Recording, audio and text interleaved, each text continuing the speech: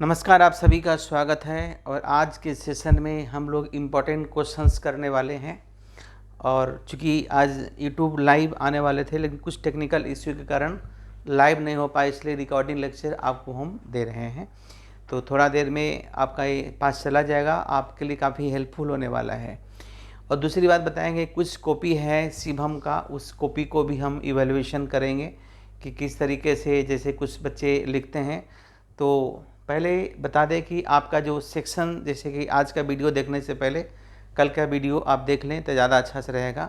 और आज हम लोग कुछ इंपॉर्टेंट क्वेश्चंस करने वाले हैं, जो आपको हम बताने वाले हैं कि जो बिल्कुल नए हैं वो इस कम समय में कैसे तैयारी करें। तो चलिए शुरू करते हैं। देखिए,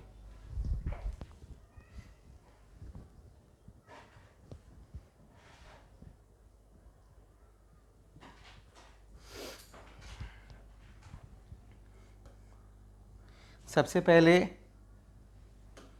हम लोग जो है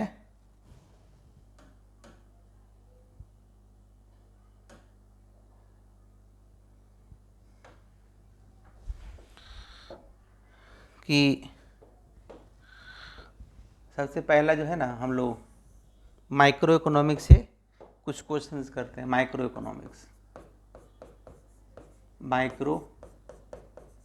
इकोनॉमिक्स जिसको हम लोग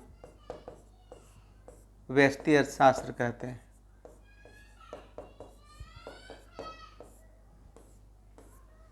क्या कहते हैं? व्यष्टि अर्थशास्त्र कहते हैं। इसमें से हम जो है कुछ इम्पोर्टेंट क्वेश्चंस बता रहे हैं जो आप लोग को करना है, और इसको आपको आंसर राइटिंग करके भेजना है। और जहाँ पे दिक्कतें हैं, लेक्चर्स मैंने भरपूर आप लोग को दिया है, वहाँ से देखिएगा। तो जो सबसे पहला क्वेश्चंस है कंज्यूमर बिहेवियर का, कंज्यूमर बिहेवियर में, वो देखिए बहुत ही सिंपल है। एक क्वेश्चन मैं बता रहा हूँ, बहुत सिंपल है क्वेश्चन, आसान से करते हैं कि what do you mean by law of demand। इसी में आगे है why demand curve is downward slope, है ना। इसको हम लोग कहते हैं कि मांग के नियम से आप क्या समझते हैं? मांग के नियम से आप क्या समझते हैं? मांग की रेखा, है ना, मांग की रेखा डाउनवर्ड क्यों होती है? डाउनवर्ड मतलब नीचे की ओर क्यों क्यों क्यों होती है?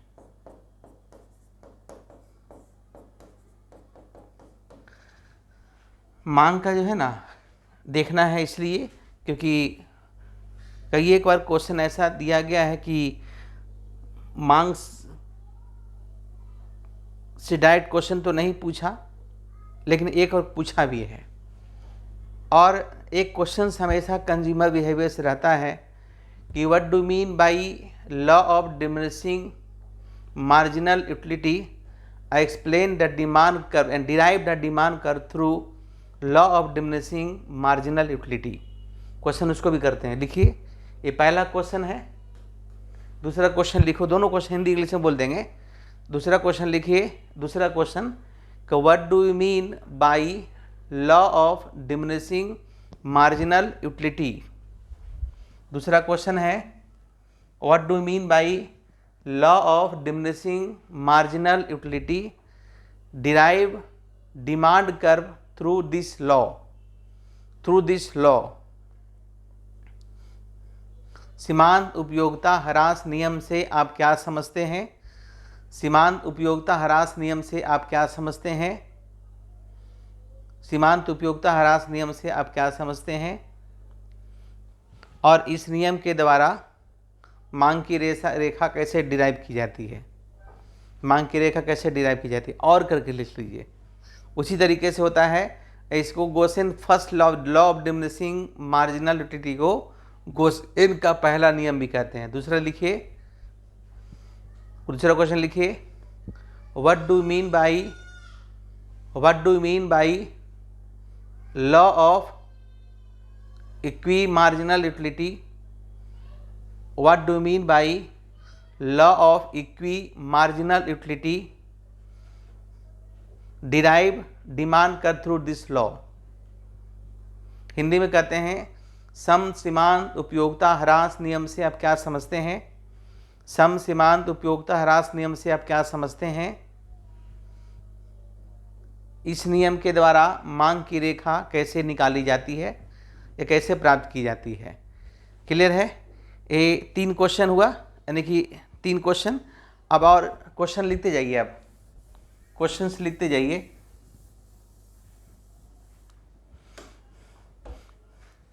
चार नंबर में है,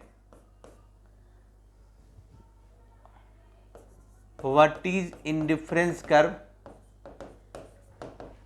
what is indifference curve,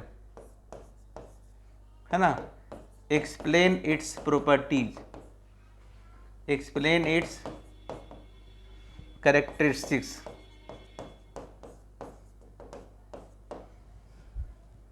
Hindi में कहते हैं उदासीनता वक्र से आप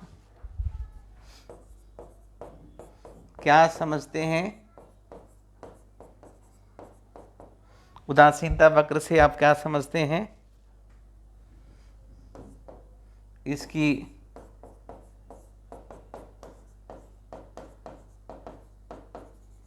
विशेषताओं का वर्णन करें। ऐसा माइक्रो इकोनॉमिक्स से क्वेश्चन है ना। नेक्स्ट क्वेश्चन लिखिए, नेक्स्ट क्वेश्चन लिखिए,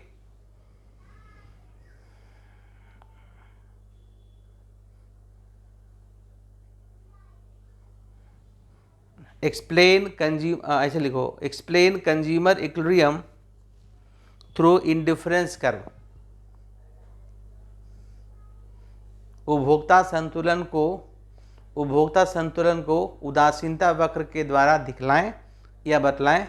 एक क्वेश्चन पूछता है कि एक क्वेश्चन ही भी रहता है कि what do you mean by indifference curve, explain the consumer equilibrium through indifference curve भी लिख सकते हैं क्वेश्चन।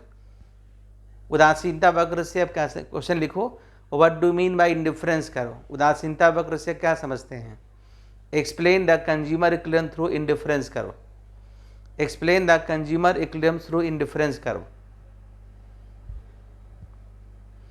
और एक क्वेश्चन ये भी पूछता है कि what do mean by indifference curve, what do mean by indifference curve, explain the consumer equilibrium through indifference curve.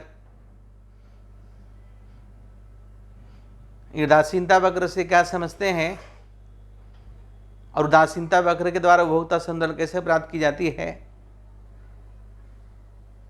और एक्सप्लेन इट्स इंपॉर्टेंस, और इसकी महत्व पर प्रकाश डाले, और इसकी महत्व पर प्रकाश डालें, और इसकी महत्व पर प्रकाश डालें।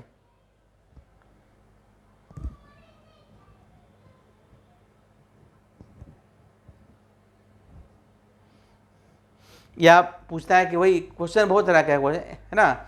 एक इम्पोर्टेंट क्वेश्चन है इसमें उदासीनता इंडिफरेंस कर्व से, वो है, देखो आपने नंबरिंग देते जाइएगा, what do you mean by price effect, income effect and substitution effect, है ना, decompose it through Hicksian and Selersky method. Hindi में लिख लीजिए,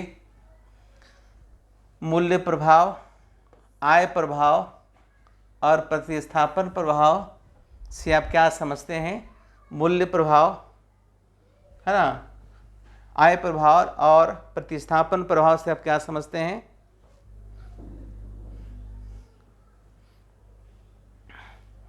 और इसे हिक्स और सेलेर्स्की मेथड के द्वारा, सेलेर्स्की प्रणाली के द्वारा कैसे डिकम्पोज किया जाता है, कैसे डिकम्पोज, कैसे अलग अलग किया जाता है, इसको बताना है। दोनों का अलग अलग मेथड है।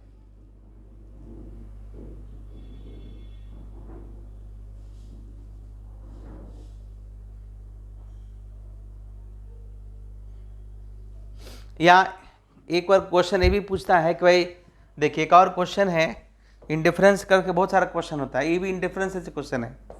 क्वेश्चन है कि what do you mean by indifference curve, है ना, उदासीनता वक्र से क्या समझते हैं? Explain,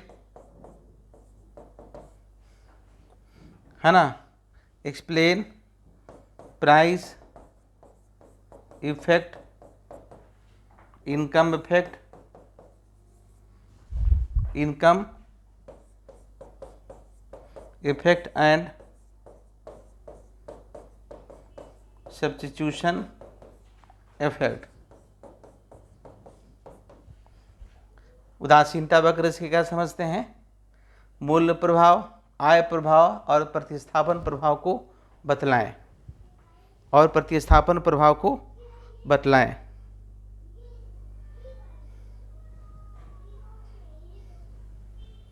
clear? इतना कर लीजिएगा। और भी एक क्वेश्चन और है दे रहे, वो रिवील प्रेफरेंस थ्योरी से है कि what do mean by reveal preference theory, लिख लो। What do mean by reveal preference theory?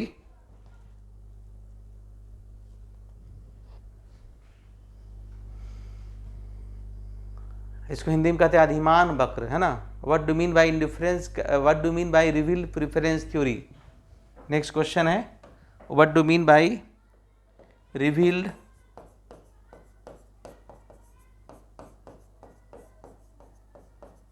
Preference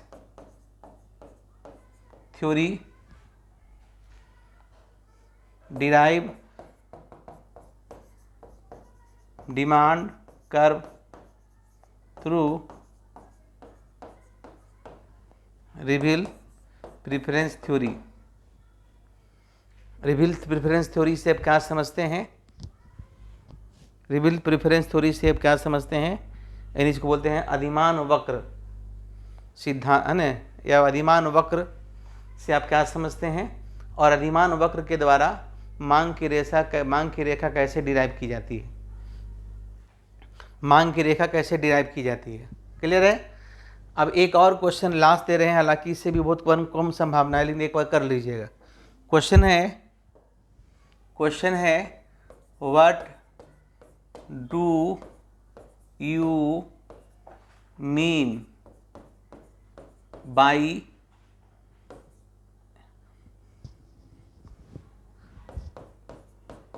elasticity of demand, elasticity of demand, explain the factors affecting elasticity of demand. मांग की लोच से क्या समझते हैं?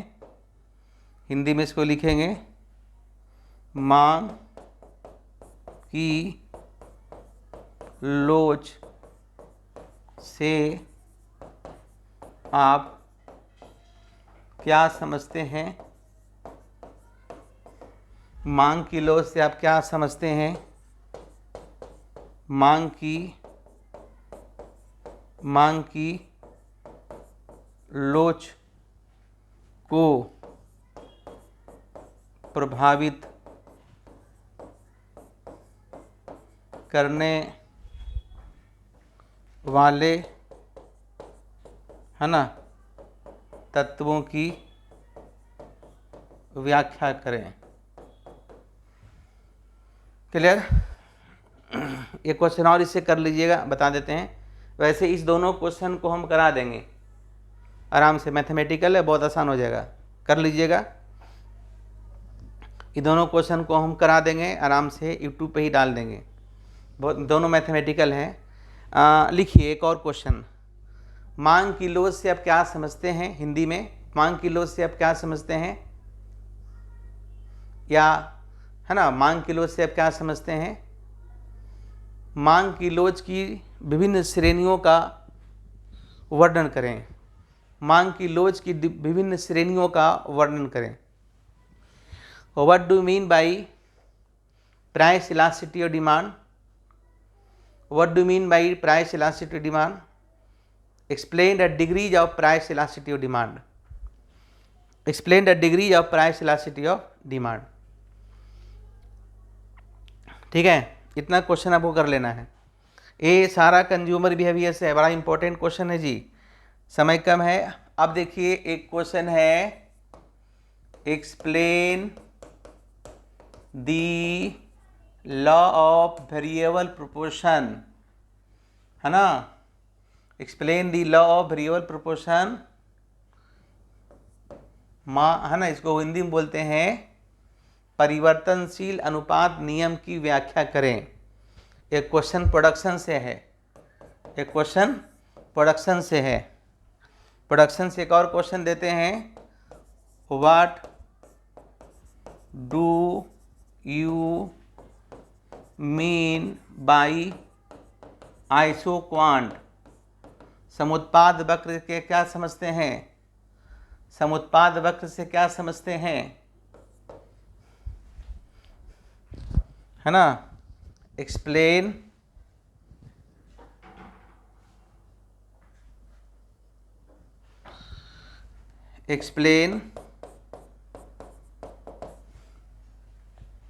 प्रोड्यूसर्स इक्विलिब्रियम थ्रू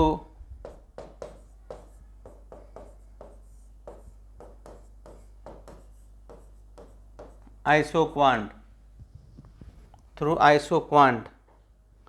समुत्पाद वक्र से क्या समझते हैं? समुत्पाद वक्र के द्वारा उत्पादक संतुलन कैसे दिखाई जाती है? प्रोड्यूसर संतुलन।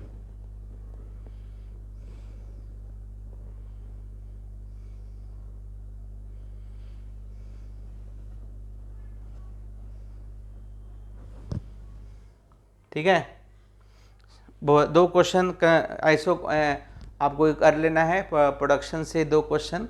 कॉस्ट का बेसिक कंसेप्ट देख लीजिएगा, कॉस्ट का बेसिक कंसेप्ट देख लीजिएगा, और रेवेन्यू का भी बेसिक कंसेप्ट देख लीजिएगा। वैसे जो ग्रुप में है लेक्चर्स में कॉस्ट का लेक्चर्स, रेवेन्यू का लेक्चर देख लीजिएगा, क्योंकि अब जो हम बताने जा रहे हैं बाबू, वो बताने जा रहे हैं आपका मार्केट से क्वेश्चन। तो देखिए मार्केट में 4 क्वेश्चन है। मार्केट में एक सिंपल क्वेश्चन पूछता है, what do you mean by perfect competition?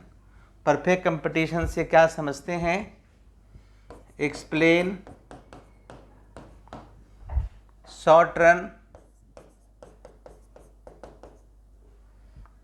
Run equilibrium through या अंडर परफेक्ट कंपटीशन। हिंदी में लिख लीजिए, पूर्ण प्रतियोगिता से आप क्या समझते हैं, या पूर्ण प्रतियोगिता बाजार से आप क्या समझते हैं? पूर्ण प्रतियोगिता बाजार में अल्पकाल में फर्म संतुलन कैसे प्राप्त करती है? एक क्वेश्चन सिंपल हो गया। उसके बाद लिखिए एक और क्वेश्चन, व्हाट डू मीन, और करके लिख लीजिए, लिखिए ना सीधे question, what do mean bye perfect competition? What do mean bye perfect competition? Explain the producer equilibrium in short run and long run under perfect competition. पूर्ण प्रतियोगिता बाजार से आप क्या समझते हैं? पूर्ण प्रतियोगिता बाजार में अल्पकाल और दीर्घकाल में फर्म कैसे संतुलन प्राप्त करती है? एक और क्वेश्चन लिखिए, differentiate between perfect competition and monopoly, या ऐसे लिखो, क्वेश्चन एक ऐसा पूछा है कि what do mean bye perfect competition and monopoly market. पूर्ण प्रतियोगिता बाजार से आप क्या समझते हैं? पूर्ण प्रतियोगिता बाजार और एकाधिकारी बाजार से आप क्या समझते हैं, है ना? What do mean bye perfect competition monopoly, पूर्ण प्रतियोगिता बाजार और मोनोपोली बाजार से आप क्या समझते हैं, या एकाधिकारी बाजार से क्या समझते हैं? And how producer is in equilibrium under perfect competition. एक क्वेश्चन है। एक और क्वेश्चन बनता है, लिखिए what do mean by monopoly market. What do mean by monopoly market, एकाधिकारी बाजार से आप क्या समझते हैं? एंड हाउ इंडस्ट्रीज और producers are in equilibrium in monopoly market. एकाधिकार बाजार से आप क्या समझते हैं, और एकाधिकार बाजार में फर्म संतुलन कैसे प्राप्त करती है? ठीक है। एक क्वेश्चन पूछता है, डिफरेंशिएट बिटवीन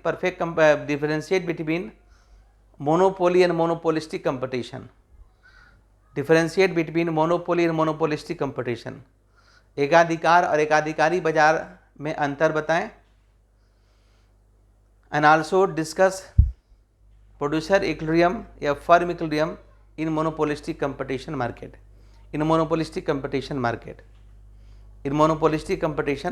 मार्केट। ठीक है। उसी प्रकार से एक और क्वेश्चन बनता है, लिखो what do mean by monopolistic competition. एकाधिकारी बाजार से आप क्या समझते हैं? And how firm is in equilibrium in monopolistic competition. Clear. उसी बार का एक है, what do mean by oligopoly. अल्पाधिकार से आप क्या समझते हैं? है ना। और इसमें दो चीज होता है ना, या एक होता है प्राइस लीडरशिप मॉडल की व्याख्या की बात की जाती है, लेकिन ओलिगोपोली से कम क्वेश्चन पूछा जाता है। तो तीनों पर ध्यान रखिएगा, लेकिन ओलिगोपोली भी पढ़ लेना है, उसमें भी फर्म कैसे इक्विलिब्रियम प्राप्त करती है, वो थोड़ा सा लंबा हो जाएगा, लेकिन पढ़ना तो पड़ेगा ही। लेकिन शॉर्ट क्वेश्चन में पढ़ रहे हैं तो उसको देख लीजिएगा। ओलिगोपोली का शॉर्ट क्वेश्चन भी पूछा है, और जितने लॉन्ग क्वेश्चन किए उसको शॉर्ट में भी लिखने का। आप कहिएगा सर हम क्या लिखेंगे, कितना लिखेंगे? तो देखिए आपको करना क्या है कि जो भी क्वेश्चन तैयार करेंगे वो आप 500 वर्ड में तैयार करेंगे, और एक भी जान लेना हो कि उसको 200 वर्ड में कैसे लिखना है। क्योंकि देखिए क्वेश्चन आपका 3 प्रकार का क्वेश्चन पूछे जाने की संभावना है। एक तो क्वेश्चन होता है कि सिंपल लॉन्ग क्वेश्चन देगा, एक क्वेश्चन देगा कि आपका एक में 2 क्वेश्चन देगा, और एक क्वेश्चन देगा कि एक में 5 क्वेश्चन देगा। समझ आया? क्या होगा? एक सिंगल क्वेश्चन रहेगा लॉन्ग क्वेश्चन, एक रहेगा लॉन्ग क्वेश्चन में रहेगा ए और बी करके, एक आपका क्वेश्चन एक ही रहेगा, इसमें रहेगा ए पी सी डी और ई। पांचों का जवाब देना, इसमें कोई ऐसा नहीं रहेगा कि 6 में 5 देगा, यानी कि ऐसा भी को नहीं, यानी कि इतना कर लीजिएगा मार्केट से, यानी कि माइक्रो इकोनॉमिक्स में इतना क्वेश्चन मैंने बताया। उसी तरीके से आप आ जाइए सेकेंड पेपर में मैक्रो में। तो मैक्रो में सबसे पहले लिखिए, what do mean bye national income accounting. राष्ट्रीय आय लेखांकन से आप क्या समझते हैं? Explain the different component of national income accounting. राष्ट्रीय आय लेखांकन का डिफरेंट अवयव क्या है? दूसरा क्वेश्चन लिखिए, what do mean bye national income. National income से क्या समझते हैं? Explain the different measurement of national income accounting. राष्ट्रीय आय से आप क्या समझते हैं और इसको मापने में क्या कठिनाइयाँ होती है, ये सॉरी इसको कैसे मापी जाती है। उसके बाद है लिखिए what do mean bye national income accounting, explain the economic welfare through national income. राष्ट्रीय से क्या समझते हैं, राष्ट्रीय और से आर्थिक कल्याण कैसे संभव है। What do mean bye national income accounting and what do mean bye national income and it's measurement, explain the problems in measurement of national income accounting. राष्ट्रीय आय को माप में क्या कठिनाइयाँ होती है। एक और क्वेश्चन पूछा है what do mean bye national income, what do mean bye national income of India, explain the trends of national income in India since independence. Since independence राष्ट्रीय आय से आप भारत में राष्ट्रीय आय से आप क्या समझते हैं, और भारत में राष्ट्रीय आय का आज़ादी के बाद से 1950 से क्या ट्रेंड रहा है, क्या ट्रेंड रहा है। तो राष्ट्रीय आय से इतने सारे क्वेश्चन कर लेना है और भी कर लेना है, मैंने टॉपिक तो पढ़ना ही पड़ेगा लेकिन कम समय है तो क्या करेंगे, है ना। अब नेक्स्ट आइए, नेक्स्ट यूनिट में हम लोग करते हैं। देखिए आप जो है ना, जो मैंने आप लोग को लेक्चर्स दिया है उसमें से एग्रीगेट डिमांड, एग्रीगेट सप्लाई का 3-4 लेक्चर होगा, ठीक है। तो एग्रीगेट डिमांड, एग्रीगेट सप्लाई पढ़िए ना, तो उसी के अंदर एक मल्टीप्लायर थ्योरी होगा, बढ़िया से एकदम पूरा अच्छे तरीके से बताया गया है।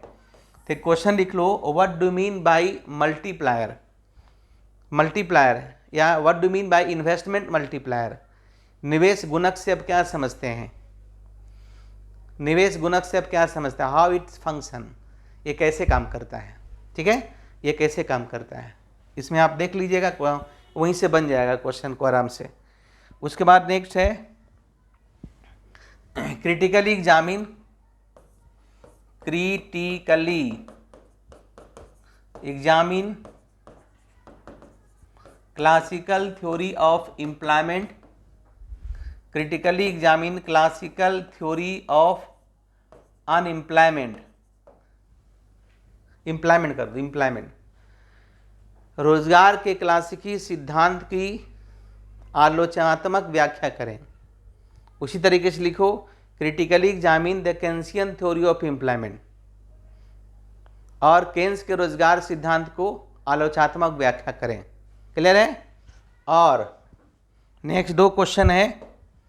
Question number 1 what do you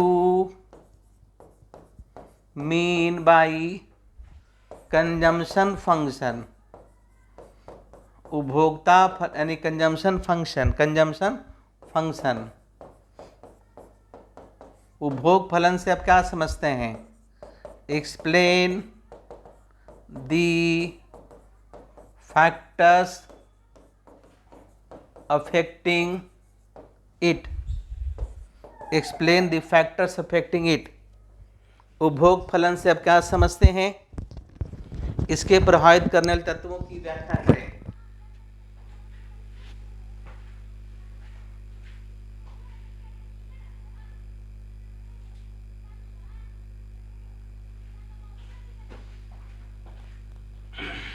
इसको प्रभावित करने वाले तत्वों की व्याख्या करें। उसी तरह से लिख लो what do mean by investment function, what do mean by investment function. आप निवेश फलन से क्या समझते हैं, निवेश फलन से आप क्या समझते हैं, explain the factors affecting it, और इसकी प्रभावित करने तत्वों की व्याख्या करें। क्लियर है। उसके बाद से दोनों पढ़ लेने के बाद एक टॉपिक होगा question what do you mean bye MEC, मतलब marginal efficiency of capital. Marginal efficiency of capital क्या होता है, इसको देख लीजिएगा, इसको देख लीजिएगा, समय मिलेगा तो मैं बता दिया। ये सब किससे क्वेश्चन है, जितना भी क्वेश्चन बताए ये मैक्रो का क्वेश्चन है। किसका क्वेश्चन है, मैक्रो का क्वेश्चन है, कुछ और बताएंगे, पहले इतना कीजिए, इतना बताने जा रहे हैं। उसके बाद देखो क्वेश्चन एक है, व्हाट है ना, what do you mean bye international trade? अंतर्राष्ट्रीय व्यापार से क्या समझते हैं? अंतर्राष्ट्रीय व्यापार से आप क्या समझते हैं? देश की विकास में अंतर्राष्ट्रीय व्यापार की क्या भूमिका होती है? डिफरेंशिएट, शॉर्ट क्वेश्चन एक है, differentiate between regional trade and international trade. Short question, differentiate between regional trade and international trade. और दो क्वेश्चन और कर लीजिए, जो कि मैक्रो का समझिए, इंटरनेशनल का समझिए, चलेगा। Critically examine comparative cost theory of international trade. अंतर्राष्ट्रीय व्यापार का तुलनात्मक सिद्धांत की व्याख्या करें, रिकार्डो कैरोदरी का दिया गया था। नेक्स्ट लिखिए, critically examine Heckscher-Ohlin theory of international trade. Heckscher-Ohlin theory of international trade की, हेक्सर-ओहलिन का अंतर्राष्ट्रीय व्यापार की आलोचनात्मक व्याख्या करें। ठीक है, ये 3 क्वेश्चन मैंने दिया है इंटरनेशनल ट्रेड से। एक डीवैल्यूएशन से क्वेश्चन कर लेना है, what do mean bye devaluation? What do mean bye devaluation? अवमूल्यन से आप क्या समझते हैं और इसकी क्या भूमिका है, यानी इसकी विकास में क्या भूमिका होती है, इसका क्या रोल होता है। ये हो गया इंटरनेशनल का पार्ट, समझे।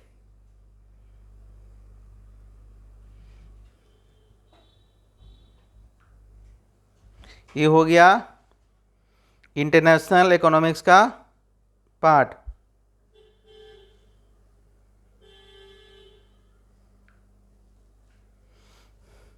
और एक है what do you mean by supply of money, मेरे मैक्रो का क्वेश्चन है, what do you mean by supply of money? मुद्रा की पूर्ति से आप क्या समझते हैं?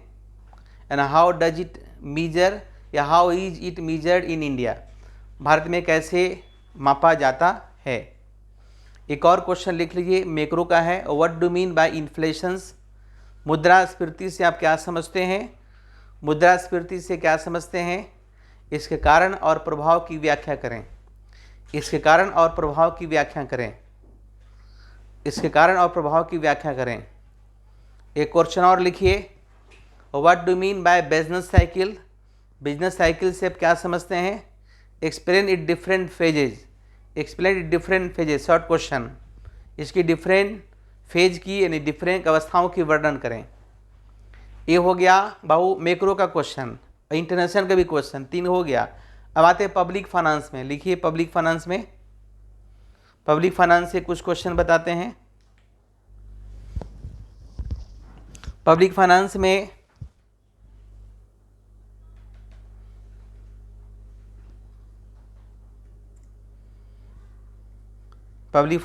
कुछ क्वेश्चन, पहले टैक्स से,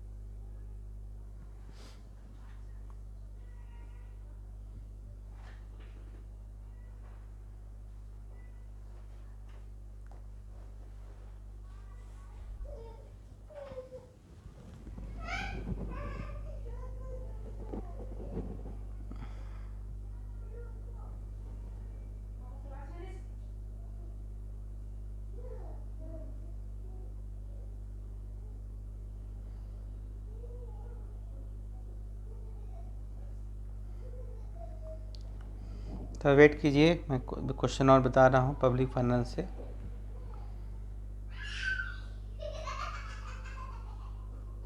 लिखो what is deficit financing. Question लिखिए, व्हाट इज डिफिसिट फाइनेंसिंग?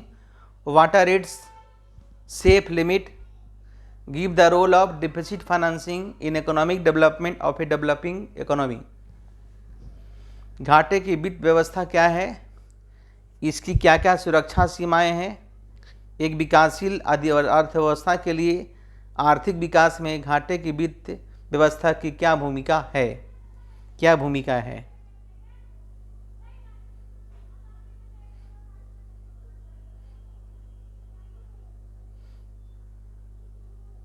उसके बाद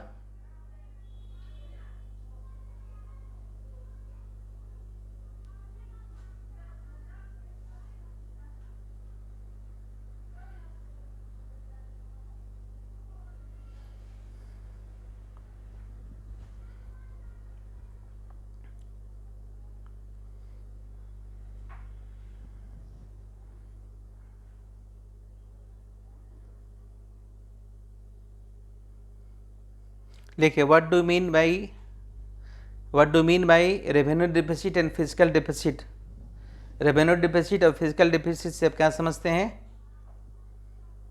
accounts for the factor responsible for persistently increasing fiscal deficit in India. Suggest suitable measures towards controlling fiscal deficit. Revenue deficit और physical deficit से क्या समझते हैं? भारत में इसके कारणों का वर्णन करें और सही सुझाव दें। ठीक है। उसके बाद लिखिए, what do mean by physical policy? What do mean by physical policy? Explain its objective and role in economic development of a country. उसके बाद लिखिए, what do mean by direct tax and indirect tax? परोक्ष कर और, है ना, यानी direct tax और इनडायरेक्ट टैक्स से क्या समझते हैं? इसके मेरिट और डिमेरिट्स की व्याख्या करें। उस पर लिखिए, what do mean bye progressive tax? Progressive से यानी प्रगतिशील कर से आप क्या समझते हैं? Explain it's merits and demerits. इसकी मेरिट्स और डिमेरिट्स को बताएं। इसके मेरिट्स और डिमेरिट्स को बताएं। क्लियर है? तो टेक्स्ट में देख लीजिए, आप लिखिए, what do mean by public debts? Explain its. What do mean by public debt? Public debt से आप क्या समझते हैं? लोक वित्त। पब्लिक वित्त को हिंदी में कहेंगे लोक डेट, कर्ज, सार्वजनिक कर्ज कहेंगे, सार्वजनिक कर्ज, sorry. What do mean public debt? सार्वजनिक कर्ज से, सार्वजनिक कर्ज से आप क्या समझते हैं? Explain the causes of increasing public debt in developing country like India. ठीक है। उसके बाद ये हो गया। देखिए, उसके बाद लिखिए, what do mean by public expenditure?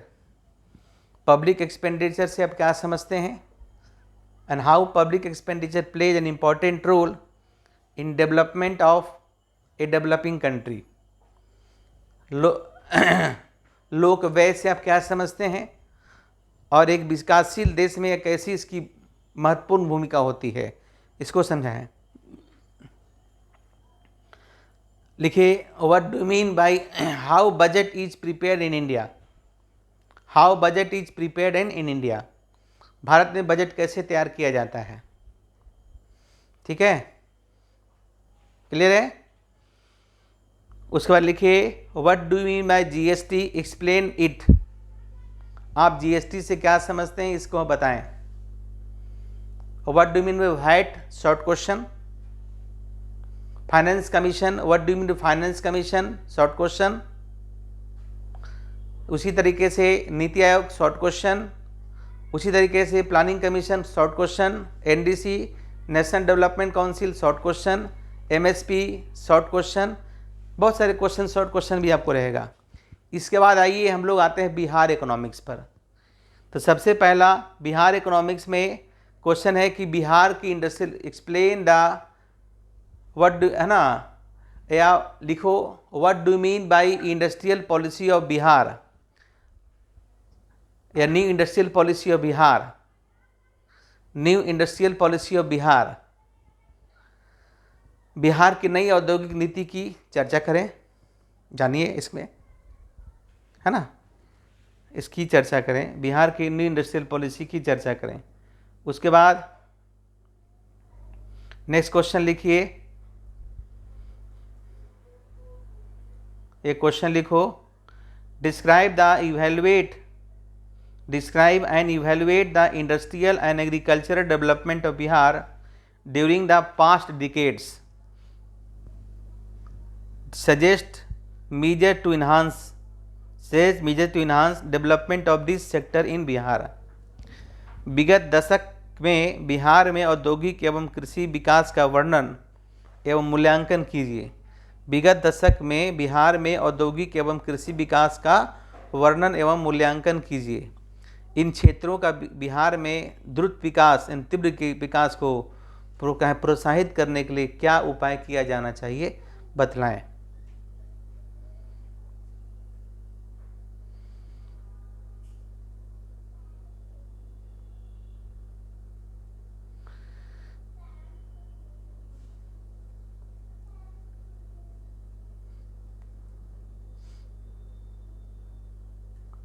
एक क्वेश्चन और लिख लीजिए, explain the extent and causes of poor performance of public sector undertakings in India and how these problem can be solved. Explain the extent and causes of poor performance of public sector undertaking in India and how these problem can be solved. Bharat में लोक उद्योगों के निम्न उत्पादन की सीमा एवं कारणों को समझाएं। इस समस्या को किस प्रकार सुधारा जा सकता है।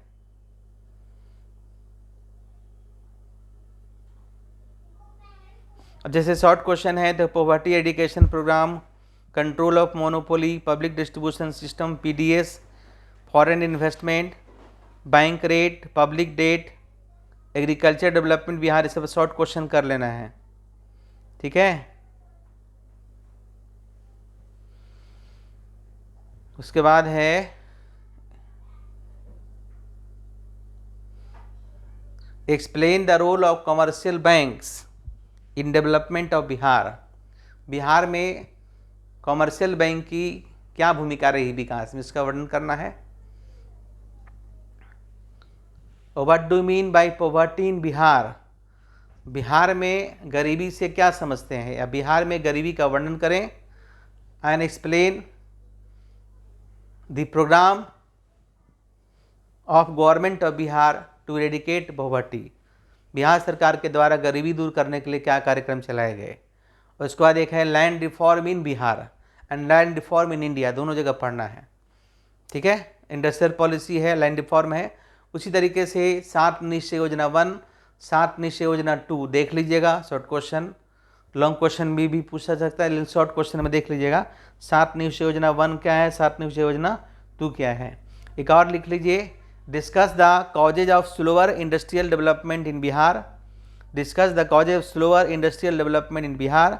बिहार में धीमी गति औद्योगिक विकास की व्याख्या कीजिए। बिहार में धीमी गति औद्योगिक विकास की व्याख्या कीजिए।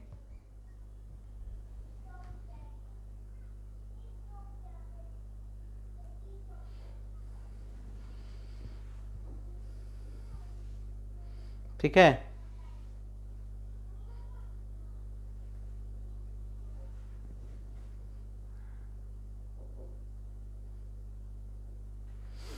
Discuss the present industrial policy of Bihar government. Examine the step undertaken by the government of promote industrial. इसे हम बता दिए पहले ही, एक क्वेश्चन पहले पूछा भी है। ठीक है,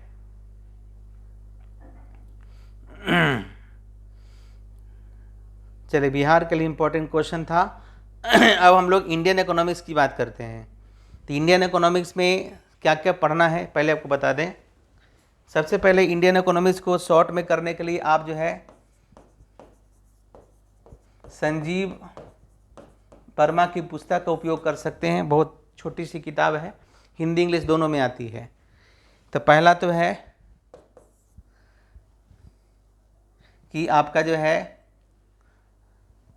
कॉजेज ऑफ, ऐसे लिखो ना, व्हाट है ना, explain the role of agriculture in development of India.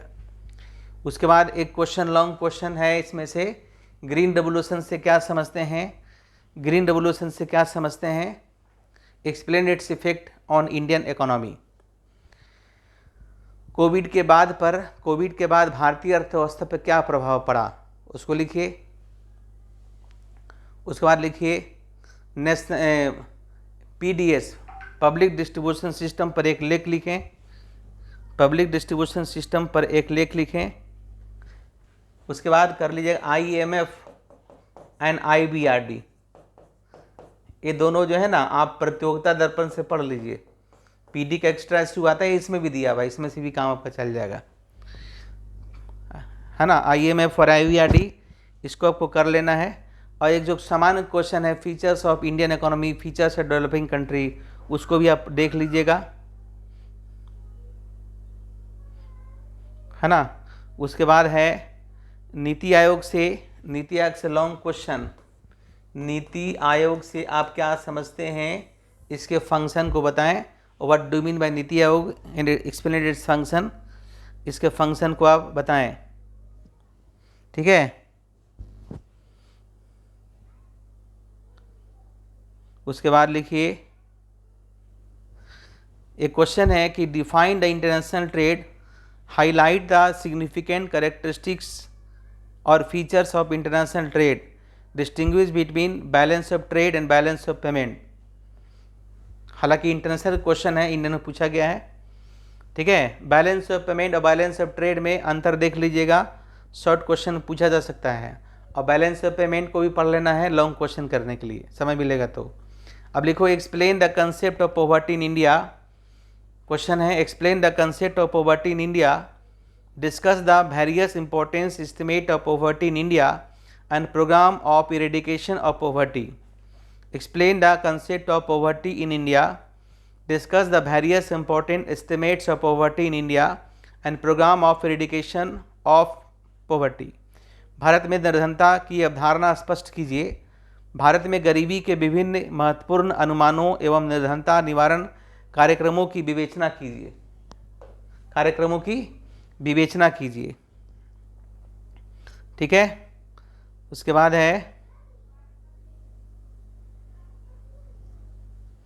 एक लिखो discuss the impact of income tax on allocation, distribution and stabilization process in any economy.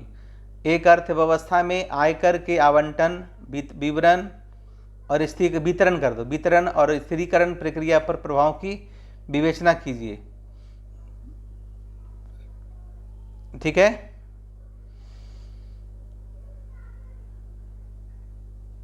उस पर लिखो critically examine the new industrial policy related to international trade. अंतर्राष्ट्रीय व्यापार से संबंधित नई आर्थिक नीति की विवेचना करें। एक फिर लिख लीजिएगा, पढ़ना है आपको, क्या पढ़ना है, लिबरलाइजेशन, प्राइवेटाइजेशन, ग्लोबलाइजेशन। इसको अलग अलग से इसका मेरिट और डिमेरिट पढ़ लीजिएगा। और लिबरलाइजेशन को शॉर्ट में, प्राइवेटाइजेशन को शॉर्ट में और ग्लोबलाइजेशन को शॉर्ट में भी कर लेना है, ठीक है। लिखिए discuss the role of fiscal and monetary policy in balance growth of a country. Give your answer in the Indian economy. कह रहा है किसी देश के विकास में राजकोषीय नीति और मौद्रिक नीति की क्या भूमिका होती है, भारतीय अर्थव्यवस्था का संदर्भ में समझाएं, ठीक है। जैसे क्वेश्चन है कि differentiate between planning commission and NITI Aayog. Short question में इसको कर लीजिएगा, ठीक है। उसके बाद आरबीआई क्या है, आरबीआई का क्या फंक्शन है, इसको देख लेना है। उसका डेवलपमेंट इकोनॉमिक्स में दो चीज़, एक हैरोड डोमर मॉडल, दूसरा कर लीजिएगा सोलो मॉडल, तीसरा कर लीजिएगा what do you mean by growth, economic growth and development. आर्थिक वृद्धि और आर्थिक विकास में क्या अंतर है। How is economic growth measured, आर्थिक वृद्धि को कैसे मापी जाती है, आर्थिक वृद्धि को कैसे मापी जाती है। फिर एक है क्वेश्चन है different discuss the different crop insurance scheme in India and how are this scheme helpful in reducing problem of farmer of Bihar. पहले इतना क्वेश्चन करना है और बिहार का इंडस्ट्रियल पॉलिसी, बिहार का एग्रीकल्चर पॉलिसी, बिहार का 7 निश्चय योजना, बिहार के सरकार के द्वारा गरीबों को दूर करने के लिए चलाए जा रहे कार्यक्रम, इन सभी योजनाओं को अच्छे तरीके से कर लेना है। मुझे लगता है कि इतना क्वेश्चन अगर आप कर लेते हैं तो देखिए क्वेश्चन इधर से उधर होगा, लेकिन जितना मैंने टॉपिक बता दिया है इतना को क्वेश्चन, और जो भी क्वेश्चन करना है 500 वर्ड में 200 वर्ड में करना है, ठीक है। बहुत लंबा नोट्स बनाना नहीं है, लंबा नोट्स हम ढेर सारा दे चुके हैं, उसको अब देखिए क्या करना है। जितना अधिक लिख सकते हैं लिखिए, दिन में बैठ के लिखिए भेजिए, जहाँ गलती होगा हम उसको करके दे देंगे। तो मुझे लगता है कि आज की क्लासेज आप सभी के लिए काफ़ी इंपॉर्टेंट होगा। हालांकि लाइव आने वाले थे, नहीं आए, फिर भी मैंने रिकॉर्डिंग करके लेक्चर दे दिया है। लेक्चर आप सभी के लिए काफ़ी इंपॉर्टेंट वाला है। धन्यवाद।